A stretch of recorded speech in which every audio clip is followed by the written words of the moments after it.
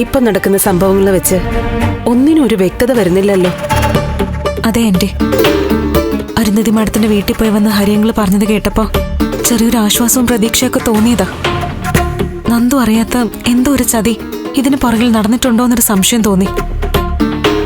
അത് നമുക്ക് സഹായമായിട്ട് വരുമെന്നും പ്രതീക്ഷിച്ചു. പക്ഷേ അരുന്ധതി മാഡം വന്ന് ബഹളം വെച്ചതോടെ ആ പ്രതീക്ഷയൊക്കെ അങ്ങ് പോയി.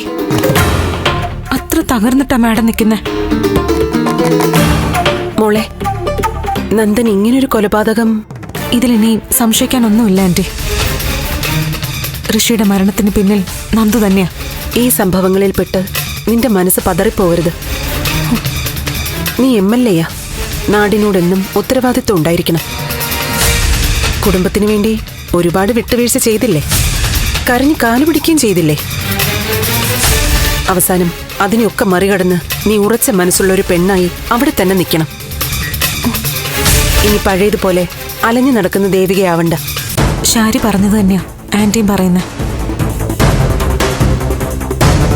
ചന്ദ്രോത്ത് സംഭവിച്ച ഒരു വിഷയത്തിന്റെ തെറ്റും ശരിയും കണ്ടുപിടിക്കേണ്ട ചുമതല എനിക്കുണ്ട്. ഇപ്പൊ ഞാൻ കൂടെ നിൽക്കുന്നത് നന്ദുവിന്റെ ജീവിതത്തിലേക്ക് തിരിച്ചു കയറാനൊന്നും അല്ല. ചന്ദ്രോത്തിനോട് എനിക്കൊരു കടമയുണ്ട്, അത് മറക്കാൻ പറ്റില്ല. നന്ദുവിന്റെ കാര്യത്തിൽ എല്ലാവരും തകർന്നു നിൽക്കുക. എനിക്ക് എന്ത് ചെയ്യാൻ പറ്റുമെന്ന് ഞാൻ ശ്രമിക്കും, അത്രേ ഉള്ളൂ. പിന്നെ എന്തൊക്കെയായാലും എന്റെ ജീവിത പങ്കാളിയായിരുന്ന ആളാ നന്ദു. നിയമപരമായി പിരിഞ്ഞിട്ടില്ലാത്തതുകൊണ്ട് ഇപ്പോഴും എന്റെ ഭർത്താവാ. രേഖകളിലൊക്കെ അങ്ങനെ തന്നെയാണല്ലോ.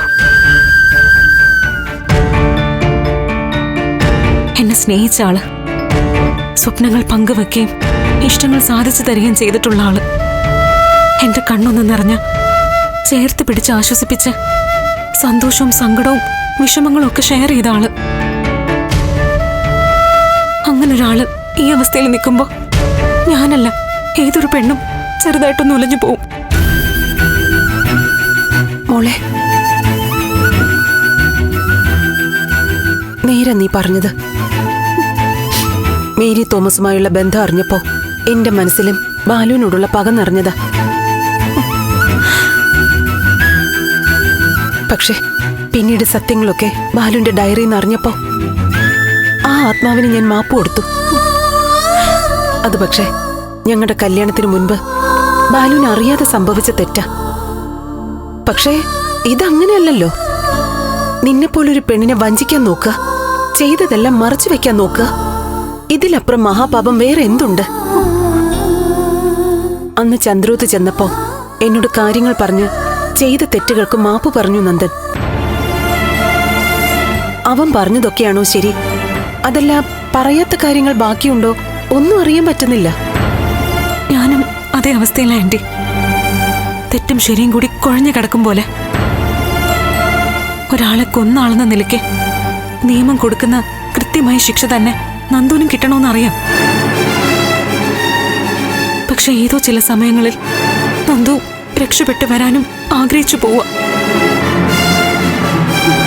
കഴുത്തിൽ ഇനിയും മാറാതെ കിടക്കുന്ന ഈ താലിയായിരിക്കും എന്നെ കൊണ്ടത് തോന്നിപ്പിക്കുന്നത്.